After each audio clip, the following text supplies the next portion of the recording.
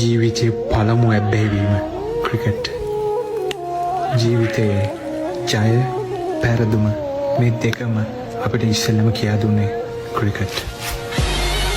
ජයග්‍රහණය කරාම ඒක සතුටින් ජයග්‍රහණයට උර දුන් මිනිස්සුත් එක්ක භුක්ති විඳින හැටි, ඒ වගේම පැරදුනහම පරාජය හැමෝම එක්කම සතුටින් hina වෙලා බාර ගන්න හැටි, ජය පැරදුම දෙකම අපිට අවබෝධ කරලා දුන්නේ ක්‍රිකට්.